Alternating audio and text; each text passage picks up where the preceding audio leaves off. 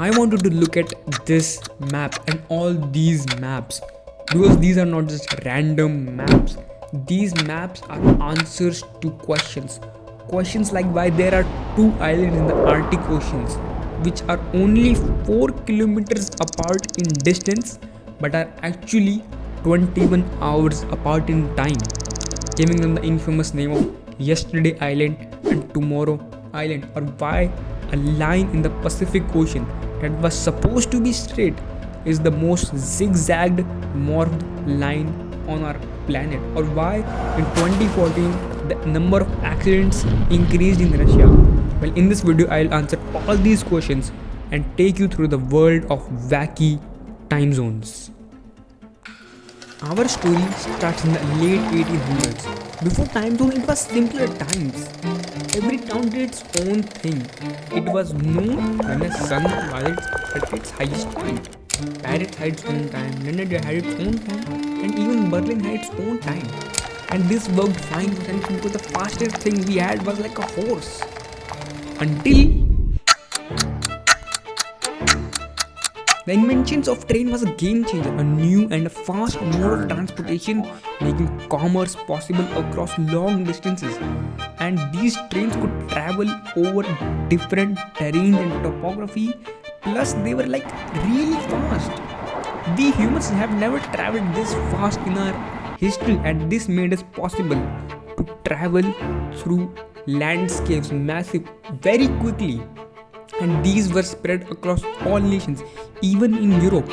And that's where the problem comes in, because every town had its own time, which made railways impossible to navigate. Just imagine you're on a train station and you see a board listing the towns which are close by are off by minutes. How do you schedule timings? How do you schedule trains? That's why the American railroad companies came together and they decided to devise a plan where they divided continental America into 4 different time zones: the Pacific time, the Mountain time, the Central time, and the Eastern time. And they did not really ask the government that they can do, they just did. So the next year in Washington, the president held the first ever International Meridian Conference and decided that the Greenwich Meridian will be the center of our earth, the zero time, and everything to the west will be behind Greenwich and east ahead of Greenwich. But we all know what mess it will become.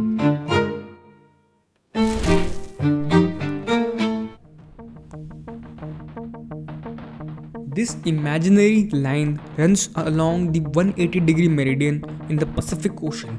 Crossing it west, you jump a day, and east, you go back in time. If you travel from Hawaii to New Zealand, you will start off in Sunday, then move to Monday, then again go back to Sunday, and eventually go back to Monday.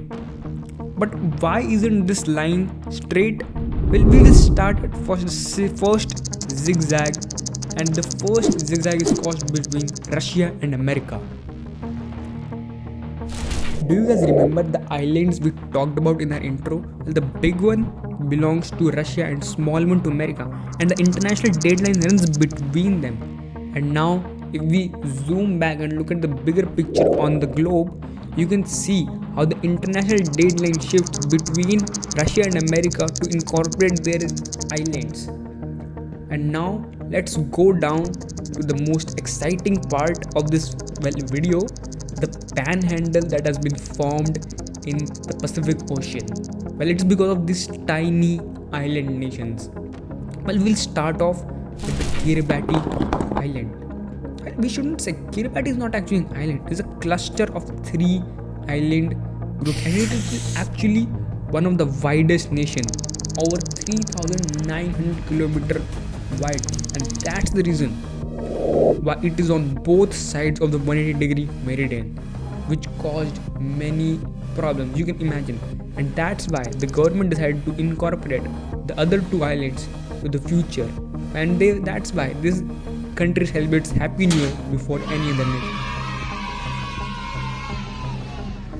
Now we'll move on to the Samoa, or I should say Samoa and American Samoa. It is a very beautiful island nation in the Pacific Ocean, but it is on the one side of the international dateline. So what is the problem?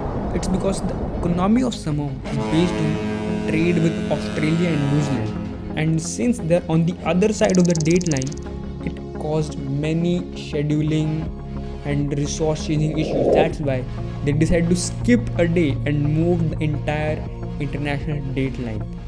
And now we will go down and complete the international dateline.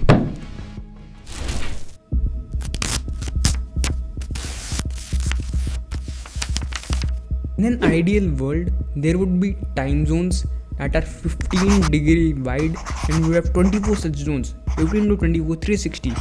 But we have 34 such zones. Because the thing is, we don't live in an ideal world. We live in a very messy world. And speaking of messy, I introduce the daylight saving time. It is a very simple process where in the month of November we move our clocks back by 1 hour, and in the month of March we add an hour. But why? Why do we do this? Well, this story goes back to World War I, where Germany moved their clocks back an hour. So people would get more daylight and they would use less coal for heating and lighting. Later, UK and US also started doing this, and today these are the regions in our world that do daylight saving. The main goal of daylight saving is to change the clock in such a way that we have maximum sunlight. But today we have bulbs, we have lights, we have lamps, we have heating, and it's also very dangerous. Let me tell you how. Let me give an example of Russia. Russia, we all know, is a massive country. It spans over 11 time zones, and they also did daylight saving time. And because of this, there was an increase in the number of accidents in Russia. Yes, you are hearing it right. Because of daylight saving, the accidents rate increased in Russia. But you may ask, how did daylight saving increase accidents? It's because of sleeping disorders. People weren't able to adapt to the time change. Effectively, our body's circadian rhythm was unable to adapt to the digital clock that was created by the government of Russia. And because of irregular sleep in 2014, there was an increase in these accidents. Well, this is just funny. And later, they stopped this daylight saving time in 2014. And there is also study on this. A Stanford study says this, that this biannual time shift is not only convenient, it's actually bad for our health. And we stop this, we can stop strokes and fevers. But even after so many of this, we still do daylight saving.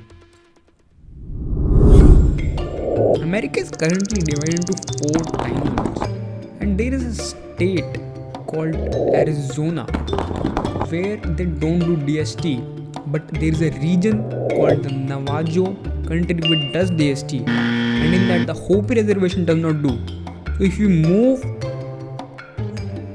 in and out between this, you effectively switch an hour of your time constantly.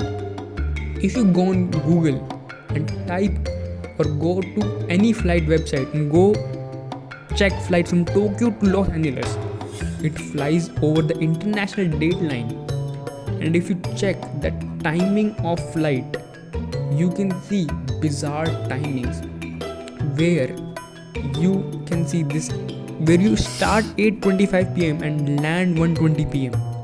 Effectively, you arrive before you left. Like you should buy these are pretty cheap flights. But what I'm trying to say this is, time zones aren't about longitude or latitudes. They are about politics, they are about history, they are about economics. Time zones were supposed to make life simpler, and they did. We don't use sundials anymore, we use digital clocks. Every weird border we have, they tell a story, and the system is not broken of times we have. It's actually human.